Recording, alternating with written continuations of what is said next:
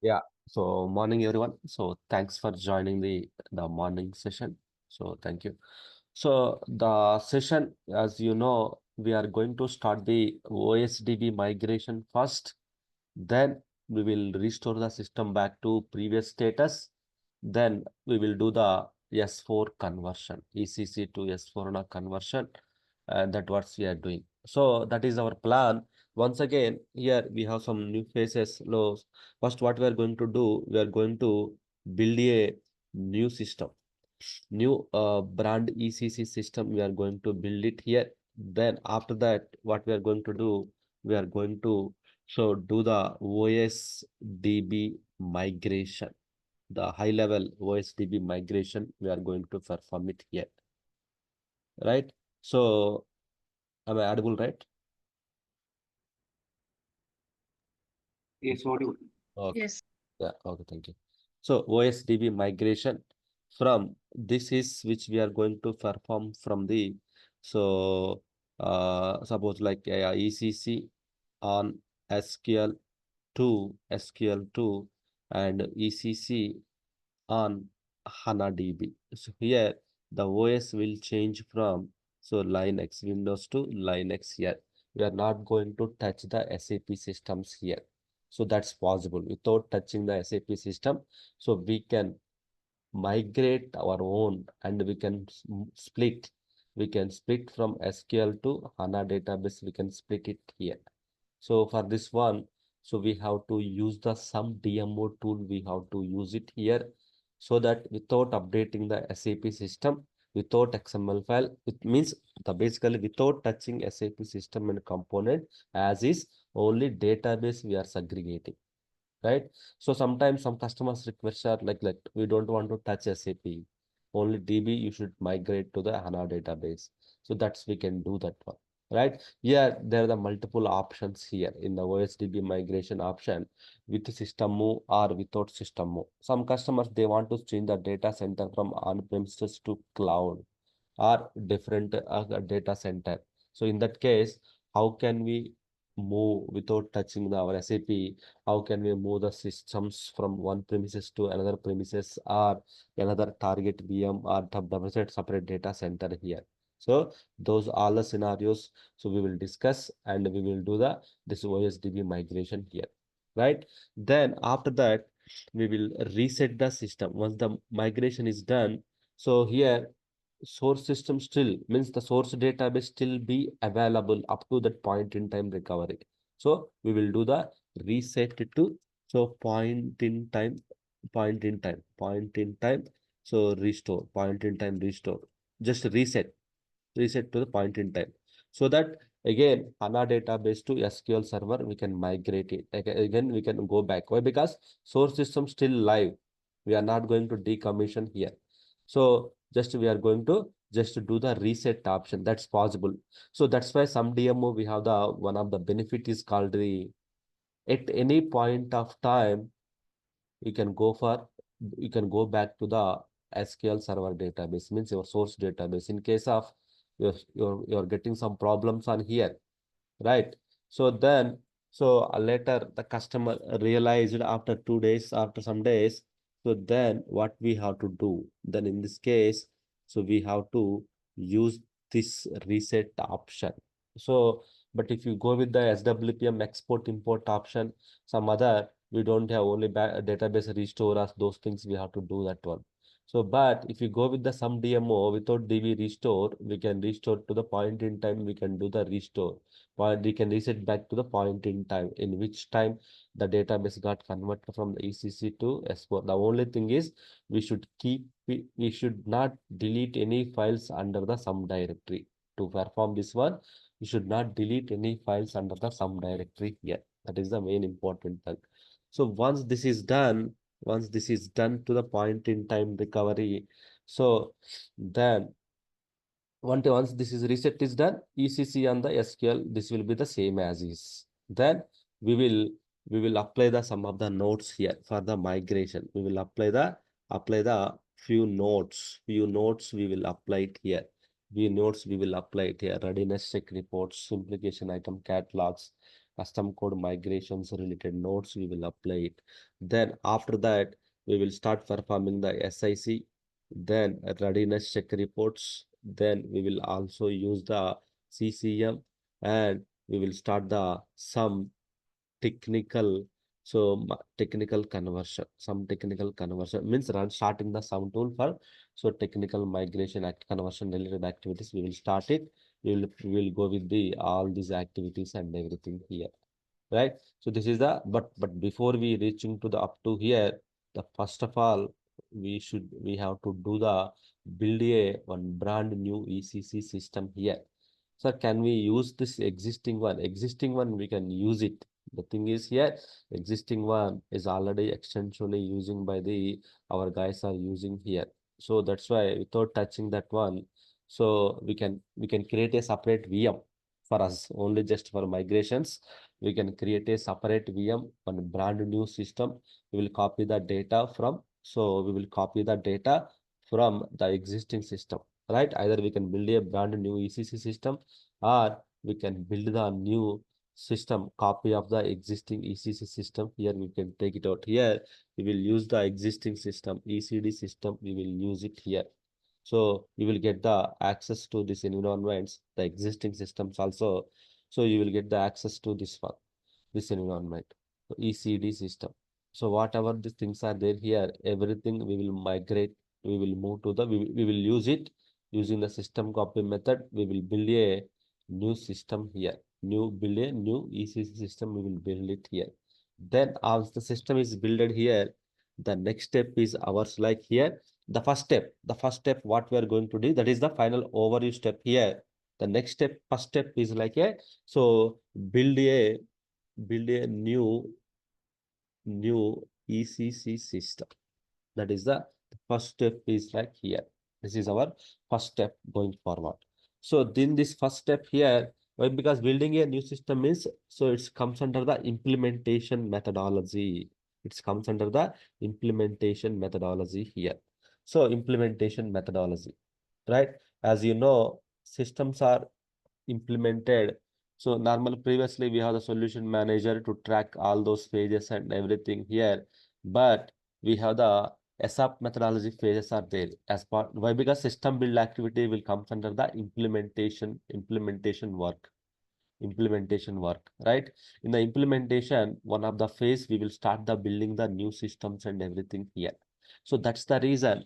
So here first we will follow the the SAP methodology. Here implementation, we will follow the SAP methodology. SAP, the methodology steps, we will follow it here. So in the SAP methodology, so SAP methodology stages here, they are the, so there are the multiple steps here. As you know, as we all are basis consultant, we know here the first phase is called the project preparation activities.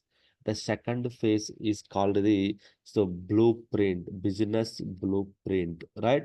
The third phase is called the realization here. This is the actual phase where we will start the system build activities here.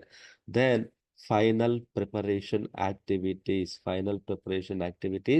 then so go live and support act. Some people they will call it as sixth phase is the support. Some people fifth phase in they will call it as the go live and support level activities here. So they are the, so total five or six phases of the so this SAP methodology. While during the implementation project, when you join, so these are the phases are there here. They will follow the SAP methodology, accelerated SAP methodology phases. We will follow it here, right? So in the accelerated methodology, so before accelerated methodology means these phases we have to must and should we have to follow. Sometimes we may not be involved in these phases. So only few of the phases we may involved here. Maybe the exact technical work starts from the maybe realization. Some people they will start working on the blueprint, business blueprint here. So like that, we will start the our exact work here. So project preparation means So the project preparation means here, so gathering the requirements, so customer bidding, so this kind of work, so we will that will be started here. We may not be involved in this case here. We may not be involved in this requirement here. Why? Because it's mainly for the management, and so management people and high level client people, they will work on this activities and everything here. They will work on these activities here, right? But because we know our involvement is very less here on the, so our involvement is less in the project preparation activities and everything here.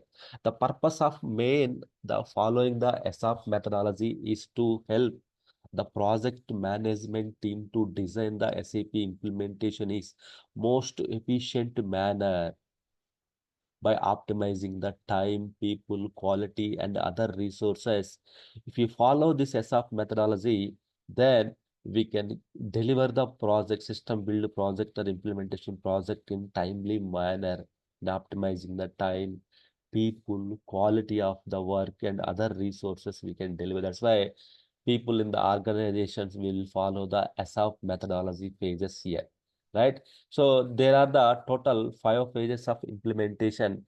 Each phase of the roadmap provides the detailed plans to assist. Detailed plan we have to prepare it. Recommendations. Each phase of this process ends like quality check here that helps us to monitor the deliverables, so like which phase, how much percentage we completed, all those things here, right? In that the first phase, naturally we may not be involved, but we should know about what we will do in the project preparation here. This phase main focus on the initial planning and preparation of the goal setting and the clarity of the scope of implementation, the team's establishment, commitments, and teams, the core team, project team, consulting, sequence of the project implementation. This kind of things will be discussed in the project preparation plan. The project preparation, just final like team structure, hiring the team, consultants, like clarity of the scope of implementations. Like once we won the bidding, so what type of uh, like the scope of work we have to do it here, right? So establishing the team, so team structures, like designing the setting the goals for this project. So that's kind of things we do here in the project preparation. The next one is the business blueprint here.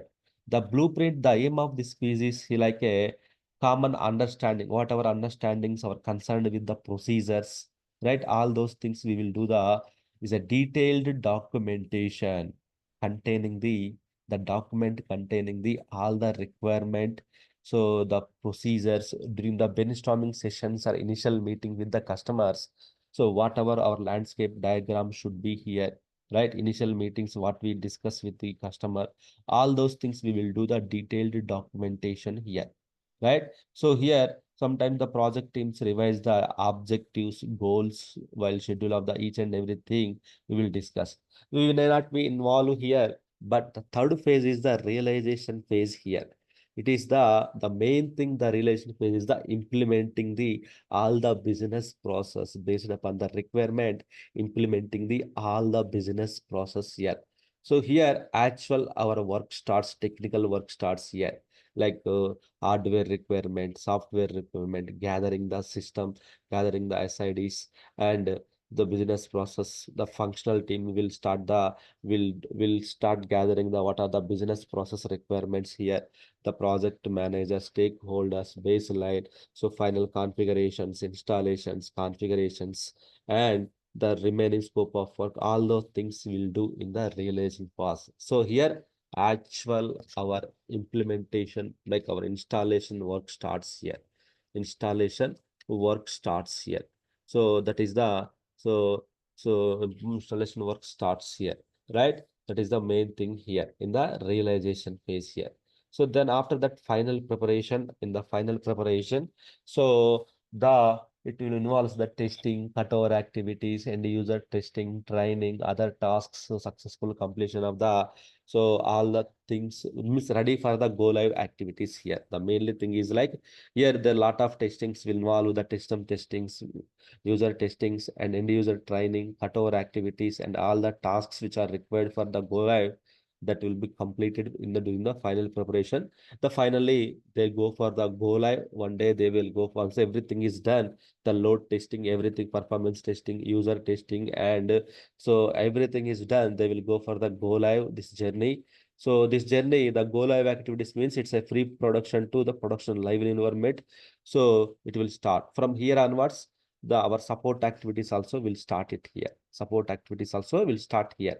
So by following this methodology as per SAP, so we covers the all the entire project life cycle from initial evaluation through the post support activities, through post go live activities. What we do here, we will hand over the support team, or as we are a support team, then we will do the support of the systems here. All the process like change management, ticketing tools, procedures, alerts, everything will be applicable in this case here, the support project here.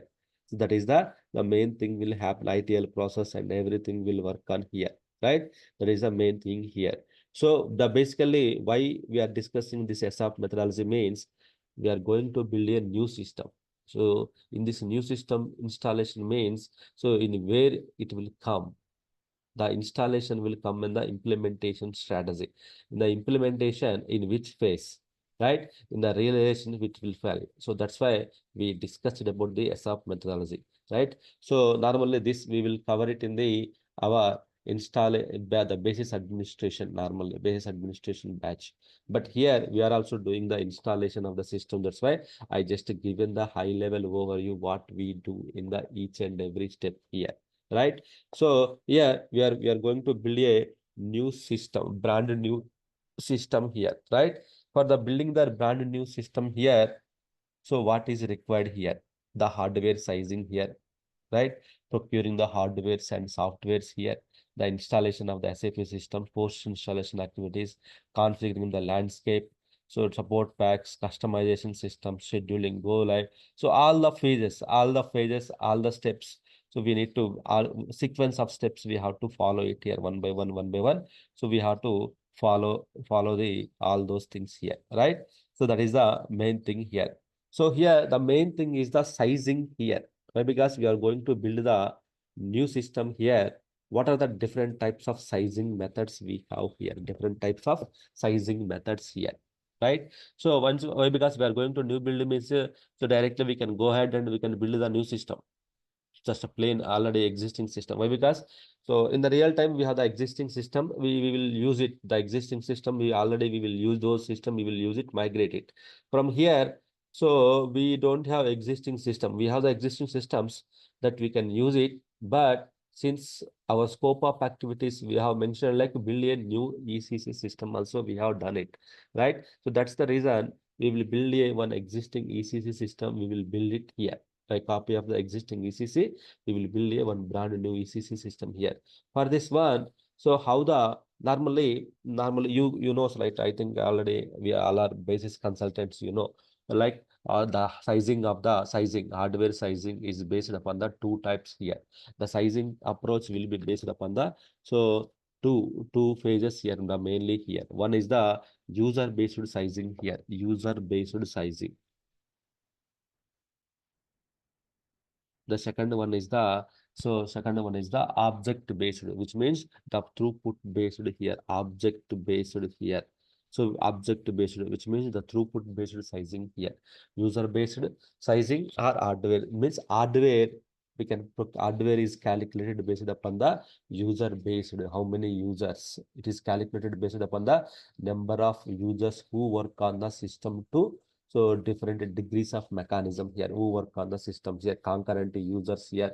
The users are segregated as a low priority users, medium priority user, high priority users here. So that they will define it here, number of. So that the priorities will define it based upon the number of dialogue steps they will perform it here, right? So number of dialogue steps here. When you are going to the maintenance planner, not the maintenance planner, when you are going for the so quick sizer tool, normally this kind of things SAP is delivered. The one of the web-based tool is called the so quick sizer tool. Web-based tool is called the quick sizer tool. SAP the quick sizer tool. Using this quick sizer tool, we can estimate the how much RAM is required. But in the quick sizer tool, it will ask the two types here. Either you want to go for the user based sizing, then we need to enter the how many number of users, especially for the concurrent users and low priority, medium priority, high priority users. So those things we have to enter it here, right? The second one is the throughput based sizing here. Here, it is based upon the number of objects that are created during a specific period of time here. Specific period of time, number of objects. Example, purchase orders, sales orders, invoices. If you take it out, so that will be changes will happen calculated as 100%. And what exactly happened, residency period, so required period, that will happen here, right? So that's why, so number of objects created during the specific time. Here, definitely in these two fields, we need some support from the functional or object-based sizing, some support from the developers are functional here. Then user-based means we will get the rough estimation from the customer saying that number of users, how many number of concurrent users based upon this list. We can go to the quick sizer tool, we can calculate the how much RAM is required, how much based upon the RAM, we will come to know the based upon the CPUs, file system spaces and everything to build the brand new ECC system here. Brand new ECC systems we will build it here, right? SAPs, number of SAPs based upon the RAM, based upon the hardware.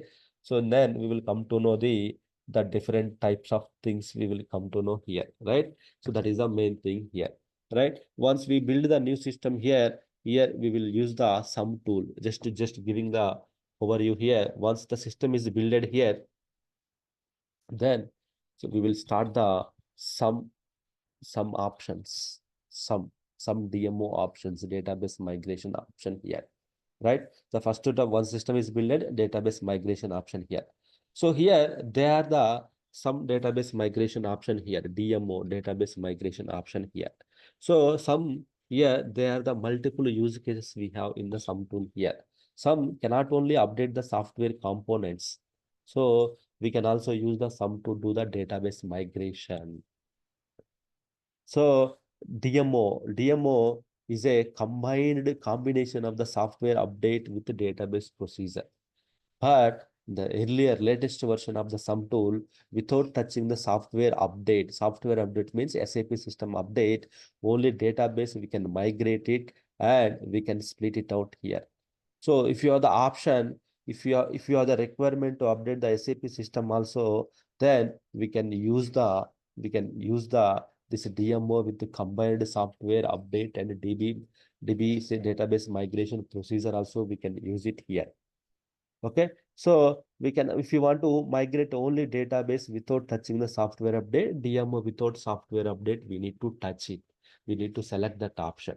If you don't select that option, so it will ask the XML file for SAP systems change, and it will ask the target DB for the to move the database here. If you choose it without system update option, then it will update only database. So there is standard. So the suppose here also we have the system move option here. DMO with system move, which means we want to change your application server, primary application servers to the with system move, which means which target host from source to target host, we can use the DMO with system move option. Previously, we have this option in the S4 HANA conversion that we have to possible.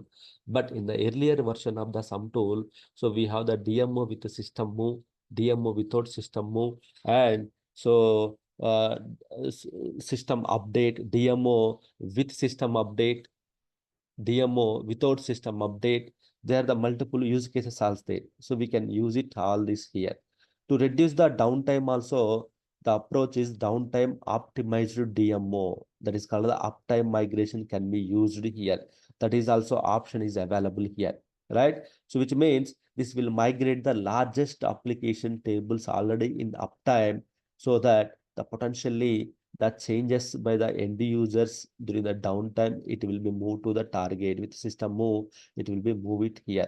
But so which means up during the some of the application tables we can migrate to the means if you want to reduce the downtime efforts, downtime runtime timelines, we can use the downtime optimized DMO, which means uptime activities are more and few tables, largest application tables will be updated in the uptime, then it will create the triggers.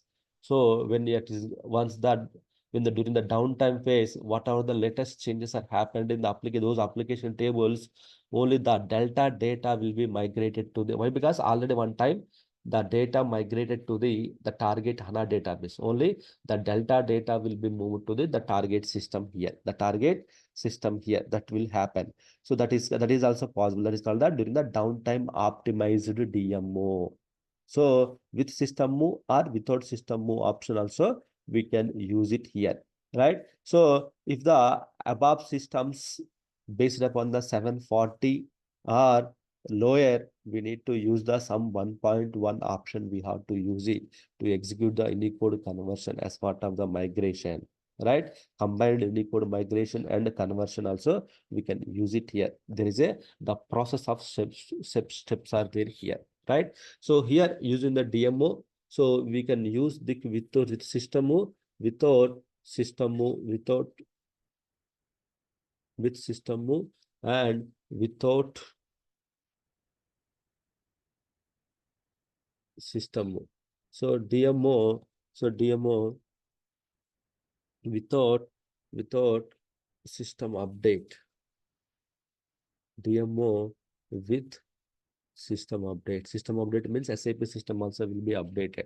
So that is called these are the options are available and the downtime optimized to reduce the downtime optimized. We can use the downtime optimized DMO here. Right. So I want to use the downtime optimized. So in the downtime optimized scenario, if the system move means that is not possible. System move is available only the standard only the standard only system move is available. All within the in place also we can rename the system. So that is the in the my conversion time it will come. So this is the DMO which we are going to test this in one of the scenario, which means here without system update, DMO without system update or DMO without system move or with system move. So we will plan our SAP system here. This is the first. Second phase, once the system is installed, our source system, then we will do this work.